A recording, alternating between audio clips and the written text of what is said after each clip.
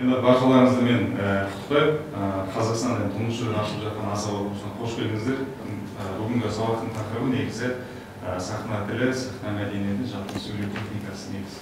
Қалай жаттығулар жасаймыз, қалай дикцияны қалыптастыру керек, адамның дене мүсінін қалай құру керек, осанкасы қалай болу керек, және де адамның бейім алу жүйесі қалай жұмыс жасау керек. Равен сабаққа кіріспес бұрын жалпы тамада жүргізуші деген түсінікке кейін тоқталып кетейік. Тамада деген кім, қалай ойлайсыздар? Дай мне слово, ведь я тамада, тамада. Дай мне слово, ведь я тамада.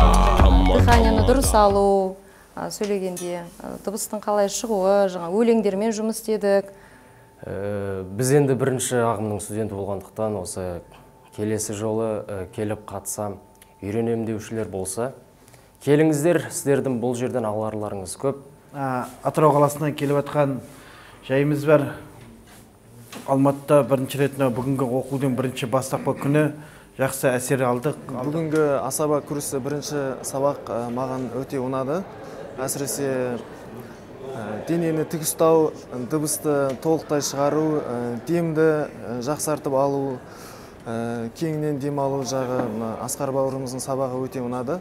Менің атым Айдын болды, Шығыс Қазақстан облысынан келіп, осы Алматы қаласында өтіп жатқан алғашқы асаба курсына қатыстым. Бүгін алғашқы сабақ болды. Алғашқы сабақтан алған әсеріміз өте мол. Мен осы Оңтүстік Қазақстан облысы Арыс қаласынан келдім.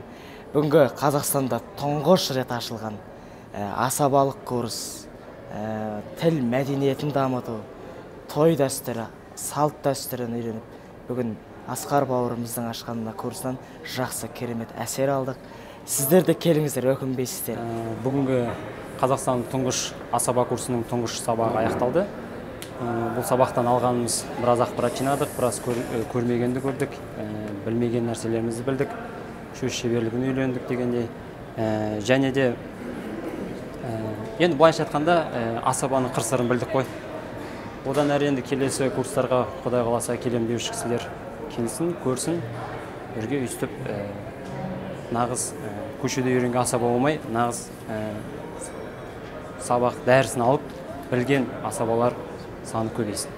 Бүгінгі курстан өте керемет әсер алдым. Неге десеңіз, өзіме таныс емес дүниелермен таныстым. Ол қалай денені тік ұстау, қалай дұрыс дем алу, қалай дұрыс сөйлеу, қалай дұрыс өлең оқу деген бағыттарда өзіме керек жақсы мағлұматтарды меңгердім.